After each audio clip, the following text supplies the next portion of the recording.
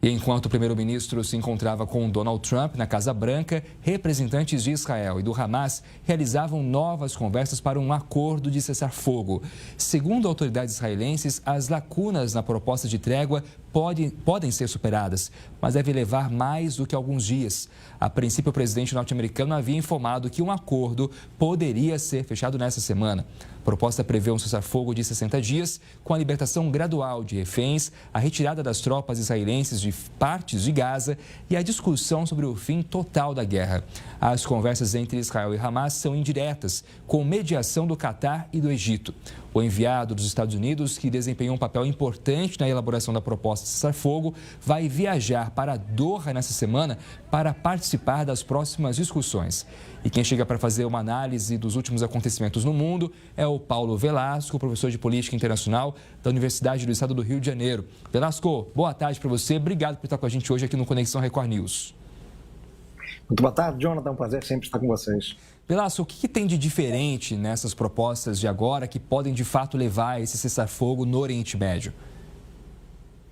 Na verdade, há ainda alguns pontos que estão em aberto, Jonathan, né? Um dos pontos mais sensíveis, né, que inclusive contribuiu para o naufrágio, podemos dizer, do cessar-fogo que foi assumido em janeiro, é a questão da retirada das tropas de Israel, né? Ali naquele momento, né, foi negociado um cessar-fogo que previa, né, que uma segunda etapa deveria levar à retirada completa das tropas de Israel, né, ali do enclave da faixa de Gaza, né? Neste novo acordo, a proposta que veio dos Estados Unidos também previa, né, dentro desse prazo aí, né, de 60 dias, que haveria retirada de tropas de Israel, né, pelo menos de parte do território ali da faixa de Gaza, sem especificar de maneira muito clara ou detalhada, né, quais seriam essas partes, né, ou se ainda permaneceriam soldados de Israel, né, em alguns corredores de segurança, né? Israel entende que algumas partes ali, especialmente na fronteira com o Egito, na fronteira com Israel, né, há alguns corredores de segurança, né, algumas zonas tampão, digamos assim, que deveriam, né, contar ainda com a presença de soldados de Israel. Então, a retirada completa de tropas, né, é um tema bastante sensível, vamos ver, né, efetivamente como evolui isso, né? Um outro ponto importante diz respeito, claro, à devolução dos reféns, né? Havia aí o compromisso de devolução, né, de boa parte dos reféns ainda vivos em poder do Hamas, né, já no início de uma trégua que vier a ser alcançada, né, e depois, né, mais para o final, o restante dos reféns, também a devolução de alguns corpos, né, ainda em poder do Hamas. Então, são pontos muito semelhantes, Jonathan, àqueles de janeiro, e por isso, né, há um certo ceticismo de que, de fato, né, agora, desta vez, né, o acordo possa funcionar. Né, uma diferença marcante é que o Hamas se comprometeria a não fazer mais, né, aquelas celebrações, né, na devolução dos reféns, né, todos aqueles atos performáticos exagerados, né, que eram muito criticados por Israel. Né, mas, em essência, né, o teor desse acordo é muito semelhante àquele de janeiro, que infelizmente acabou naufragando no mês de março. Pois é, agora, durante o encontro entre Trump e Netanyahu, os líderes voltaram a sugerir a possibilidade dos palestinos deixarem a faixa de Gaza para morar em países vizinhos. O líder norte-americano disse que existem negociações sobre isso com os países árabes. Uma proposta que a agência de notícias Reuters teve acesso descreveu um plano para construir campos de grande escala, chamados de áreas de trânsito humanitário, dentro e até fora de Gaza, para abrigar a população palestina. Os abrigos seriam temporários até que os cidadãos decidam por se reintegrar ou mudar para outros países. Em fevereiro, Donald Trump disse que os Estados Unidos deveriam assumir o controle da faixa de Gaza para reconstruir a região e transformá-la na chamada Riviera do Oriente Médio. Paulo Velasco, como você analisa essa notícia? É uma notícia que, na verdade, vai absolutamente na contramão de qualquer noção básica, Jonathan, de proteção dos direitos humanos ou do direito internacional humanitário, né? Como é sabido, né, mesmo em situações de conflito, não faz o menor sentido, né, que uma proposta, né, exija a retirada, né, de uma população que reside ali, né, em determinada área. São mais de 2 milhões de palestinos que vivem na faixa de Gaza, uma população bastante significativa considerando o tamanho do território, né? Então, obrigar a sua retirada, né, para países vizinhos é uma situação muito controversa, que muitos entendem, né, como uma iniciativa voltada para a limpeza étnica, né? Isso configuraria um crime de guerra também, né? E vale lembrar, né, que já no passado, quando da construção do Estado de Israel, né, houve ali centenas de milhares de palestinos que deixaram o seu território, e estou falando aí do final dos anos 40, da década de 50, Jonathan, né, e que foram muito mal recebidos em países vizinhos, né, como por exemplo no Líbano, na Jordânia, sofrendo violência de toda sorte. Então não há, de fato, né, qualquer sinal de que países árabes do entorno regional ali de Israel e da Palestina se disponham de fato a receber 2 milhões de palestinos que vierem eventualmente a ser obrigados a deixar a faixa de Gaza. E essa proposta, né, de criar corredores de trânsito humanitário também, né, uma situação absolutamente absurda, porque tornaria, né, os palestinos reféns em sua própria terra, ali na faixa de Gaza, né, vivendo numa espécie de campos de refugiados em seu próprio território. Então, são iniciativas, né, que causam arrepio sobre qualquer, né, perspectiva que se interprete a partir das leis internacionais, do direito nacional humanitário. É muito ruim, né, esse tipo de apontamento, Jonathan. Paulo, outra notícia que eu quero a sua análise é que o presidente dos Estados Unidos disse que o país vai enviar mais armas para a Ucrânia, principalmente defensivas. Na semana passada, Washington havia informado que iria suspender o envio de alguns tipos de armas para a Ucrânia devido ao baixo estoque norte-americano. O Pentágono afirmou que essa medida continua em vigor. A decisão acendeu um alerta em Kiev, que alegou que a suspensão iria prejudicar a capacidade do país em se defender dos ataques aéreos e avanços da Rússia no campo de batalha. Ontem, Trump disse que os Estados Unidos vão enviar armamento defensivo e que a Ucrânia precisa ser capaz de se defender dos duros ataques que está sofrendo.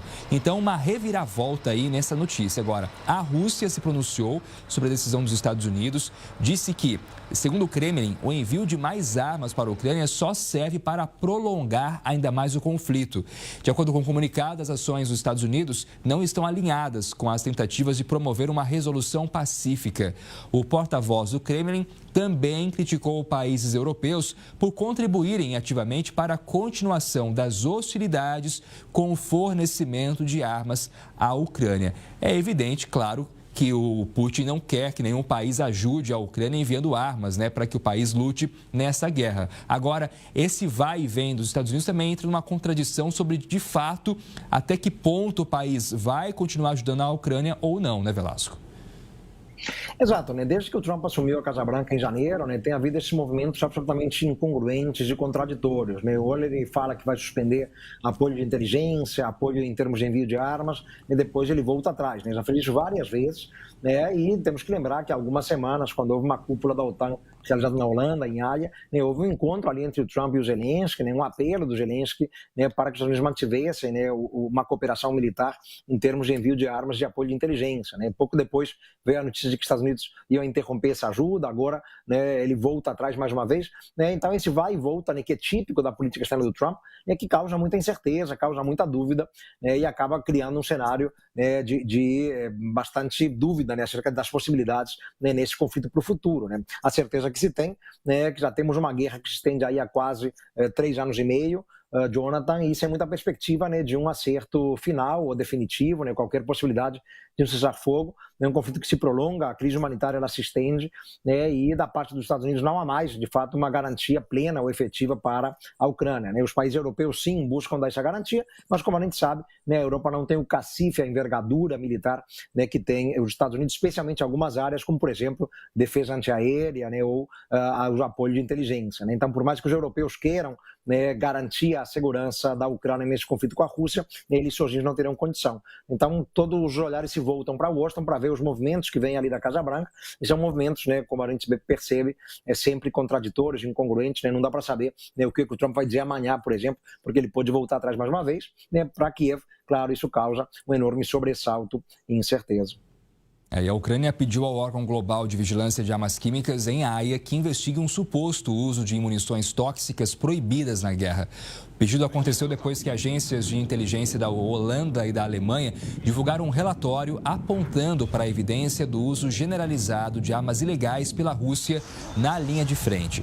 No ano passado, os Estados Unidos acusaram Moscou pela primeira vez de usar cloropicrina, um composto químico super tóxico usado durante a Primeira Guerra Mundial. Na época, a Organização para a Proibição de Armas Químicas afirmou que as acusações iniciais não eram fundamentadas. A Ucrânia solicitou um mecanismo independente de investigação. Como é que funciona uma denúncia como essa, Velasco, e como se dá a investigação, né, para que, de fato, talvez alguém seja punido por isso? Então, na década de 90 surge aí o grande documento de referência, Jonathan, para a proscrição de armas químicas, né, que é uma convenção do ano de 93, E pouco tempo depois surge uma organização internacional, né, que é a OPAC, Organização para a Proscrição de Armas Químicas, que é quem fiscaliza o cumprimento dessa convenção.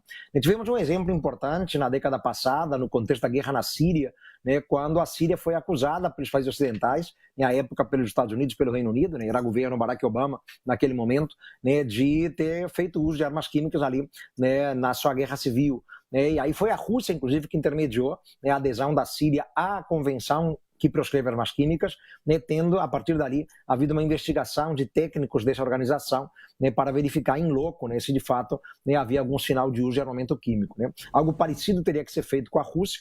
Né, a Rússia é parte da convenção, né, então técnicos da OPAC, né, teriam que se deslocar para o território russo, né, ou para o território ucraniano, né, para verificar se há ainda, né, arsenais químicos, né, sendo utilizados de alguma maneira. Né. Vale dizer, né, que a convenção proíbe não só o uso, Jonathan, mas proíbe a própria posse, né, o próprio armazenamento de armas químicas. Né. Então, no caso algum técnico da OPAC detectasse que há armas químicas armazenadas em território russo, né, ou que foram eventualmente usadas em território ucraniano, isso, claro, configuraria a violação de uma convenção internacional.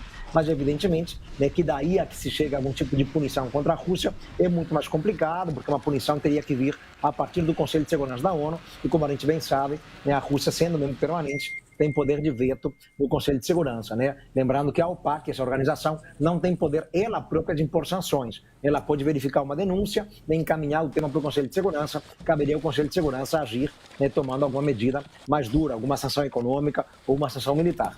Pensando na Rússia, isso é impossível de acontecer, porque a Rússia, como a gente sempre lembra, tem poder de veto no Conselho de Segurança. Agora a gente fala sobre a guerra tarifária dos Estados Unidos. Vários países correm contra o tempo para conseguir um acordo com Washington.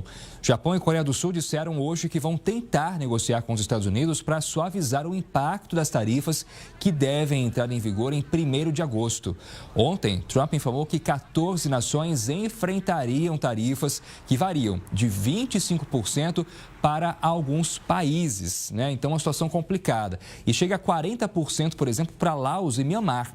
O Japão quer concessões para a grande indústria automobilística sem sacrificar o setor agrícola. Já a Coreia do Sul disse que planeja intensificar as negociações comerciais nas próximas semanas para chegar a um resultado mutuamente benéfico. Paulo Velasco, a gente estava com esse assunto meio esquecido, mas ele continua aí, né? E os países temerosos de como essas tarifas vão impactar suas economias. Exato, continua aí, né, porque o que o Trump tinha feito não era uma revogação, né, das tarifas, mas era, né, uma suspensão por um tempo, uma moratória na aplicação dessas tarifas mais elevadas, né, e agora esse prazo, né, se esgota e as tarifas poderiam ser aplicadas desde já. Né. Isso, claro, né, faz com que os países busquem, né, ou reagir diretamente aos Estados Unidos, né, o que é muito difícil para a maioria das economias mundo afora, pelo tamanho, né, da economia dos Estados Unidos, né, pela envergadura, né, que essa economia ainda representa no comércio mundial, mas outros países, claro, parecem estar dispostos a negociar, né, algum tipo de entendimento ou de acerto. Né? E é muito essa a intenção do Trump, Jonathan. Né? A gente sabe que quando ele começou a aplicar as tarifas ainda, né, nos primeiros dias e semanas do seu mandato, a ideia dele era pressionar os países a se curvarem aos interesses de Washington, né, oferecendo algum tipo de acordo, de acerto, né, para os Estados Unidos, né, para diminuir, por exemplo, o déficit comercial, né, que os Estados Unidos têm com alguns desses países, né, ou tentar melhorar as condições, né, de penetração de produtos americanos em mercados mundo afora, reduzindo, né, por sua vez, a penetração de mercadorias estrangeiras no mercado doméstico dos Estados Unidos. Né? Então era muito a intenção do Trump, né, esticar a corda ao máximo, né, forçar uma barra, né, mostrar aos estados que eles teriam prejuízos grandes, né, se entrassem numa guerra comercial direta com Washington e obrigá-los a se curvar, né, oferecendo ou aceitando algum tipo de acordo mais benéfico para os Estados Unidos. Né? A União Europeia já disse, né, que dificilmente vai se curvar aos interesses norte-americanos, né, e que poderia, né, partir para alguma lógica de retaliação. Outros países, né, ali na Ásia especialmente, Japão, Coreia do Sul, né, parecem mais dispostos a buscar alguma forma de acerto, como o Reino Unido, por exemplo, buscou recentemente há alguns poucos meses. Né? Então, o Trump sendo o Trump, não surpreende, né, tentando fazer bullying, digamos assim, né, assustar os demais países, né, para que eles se curvem aos interesses econômicos e comerciais norte-americanos. E a China alertou o governo norte-americano, inclusive, para não reacender a tensão comercial com novas tarifas sobre produtos chineses. No mês passado, os dois países concordaram com uma estrutura comercial inicial. No entanto, ontem, Donald Trump começou a notificar os parceiros comerciais sobre tarifas americanas muito mais altas a partir de 1º de agosto. A China, apontada com tarifas superiores a 100%, tem até 12 de agosto para chegar a um acordo acordo com a Casa Branca para impedir que Trump restabeleça taxas adicionais às importações. A tarifa média dos Estados Unidos sobre exportações chinesas agora é de 51,1%, enquanto o imposto médio chinês sobre produtos americanos é de 32,6%. Pequim também ameaçou retaliar nações que fecharem acordos com os Estados Unidos para excluir a China das cadeias de suprimentos. Então, a gente tem dois personagens aí em que o protagonismo acaba sendo muito mais elevado, que aí China e Estados Unidos neste embate muito mais duro, né, Velasco? E porque justamente estamos falando das duas grandes potências econômicas. São os dois atores que mais movimentam o comércio mundial, né? A China já é o maior player do comércio mundial, os Estados Unidos são a maior economia do mundo ainda, então são dois gigantes. E a grande alegação dos Estados Unidos, Jonathan, é o fato de que no ano passado, 2024, só no ano passado, os Estados Unidos tiveram um déficit com a China um déficit comercial com a China de cerca de 1% do PIB americano, né? Ou seja, muito significativo. Um déficit comercial brutal. Os Estados Unidos têm um PIB de 30 trilhões de dólares, 1% teria sido déficit comercial com a China. Então é a alegação deles para justamente se lançarem aí de peito aberto numa política de restrição à entrada de mercadorias chinesas para tentarem a partir daí melhorar essa relação que é muito desigual para Washington. Mas é muitas vezes uma medida contraproducente, porque é algo que pode prejudicar a economia global, pode colocar em xeque, Jonathan, o próprio crescimento econômico internacional. Quando estivemos no ápice aí da guerra comercial no início deste ano, alguns economistas aventavam a perspectiva de uma recessão econômica global, caso aquela guerra comercial se estendesse, e não é o primeiro capítulo dessa guerra comercial, se a gente volta ao primeiro mandato do presidente Donald Trump, entre 2017 e 2021, já vimos ali uma guerra comercial em curso entre Estados Unidos e China. Então é algo que preocupa. A China não é o ator disposto a se curvar aos Estados Unidos, diferentemente de uma Coreia do Sul, de um Japão, que eventualmente se curvam. O governo Xi Jinping demonstrou em meses recentes que está disposto a partir para o embate direto, também elevar as tarifas contra produtos norte-americanos, e tudo isso, claro, cria um cenário de incerteza. Se o Trump insistir nessa sobretaxa, na elevação de tarifas médias contra produtos chineses, a China vai responder na mesma moeda e aí voltaremos a entrar numa espiral crescente de protecionismo que preocupa não só a economia dos dois gigantes, mas que pode acabar abalando a economia mundial como um todo. Bom, já a União Europeia está perto de um acordo que pode levar a isenções da taxa básica de 10%. Entre os produtos que se tornariam isentos de impostos estão aeronaves e peças, equipamentos médicos e bebidas alcoólicas. Além disso, fontes ouvidas pela agência de notícias Reuters dizem que o bloco não vai receber o comunicado de Donald Trump estabelecendo tarifas mais altas. O bloco enfrenta atualmente tarifas americanas de 50% sobre exportações de aço e alumínio, 25% sobre carros e peças automotivas e 10% sobre a maioria dos outros produtos. Os Estados Unidos também estão analisando novas tarifas sobre produtos farmacêuticos e semicondutores. Como é que fica a relação entre a Europa e Donald Trump, Velasco? É mais um capítulo de uma relação estremecida, Jonathan. A gente sabe que esses dois históricos parceiros, os países europeus de um lado, os Estados Unidos de outro, têm vivido momentos de tensão. Já foi assim no primeiro mandato de Donald Trump, agora mais uma vez.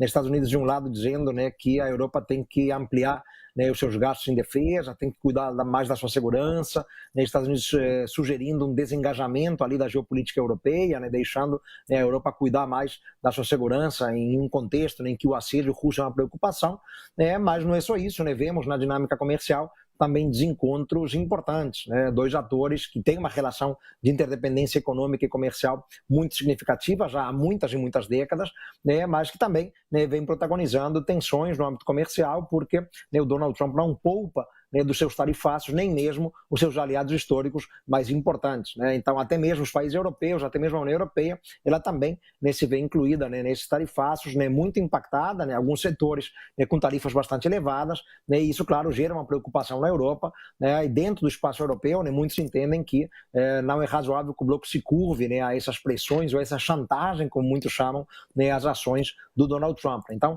são fatores que acabam criando um certo esgarçamento na relação atlântica histórica ali entre Europa e Estados Unidos, abala um pouco a relação de confiança mútua, são uma combinação de fatores, claro que mostra que estamos vivendo uma nova dimensão, uma nova era, e evidentemente Jonathan, né, se a Europa perde espaço na hora de vender para os Estados Unidos, ela pode querer ampliar relações com outros players, e aí entra de novo a variável China, né, que certamente estaria disposta a ocupar um eventual espaço deixado pelos Estados Unidos na relação com os países europeus, né? Então, isso tudo pode resultar um pouco mais à frente numa China ainda mais presente na Europa e os Estados Unidos com menor força econômica e comercial junto ao velho continente. Pois é, ainda dentro disso que a gente está falando, as agências de notícias internacionais trazem agora a informação de que Donald Trump teria sinalizado que pode aplicar aí uma taxa de 50% sobre o cobre. Lembrando que o cobre é essencial para a fabricação de eletrônicos, enfim, então mais uma tarifa vindo aí no governo do presidente norte-americano. Paulo Velasco, obrigado pela conversa hoje aqui no Conexão. Boa tarde e até uma próxima. Um prazer, Jonathan. Um abraço. Até a próxima.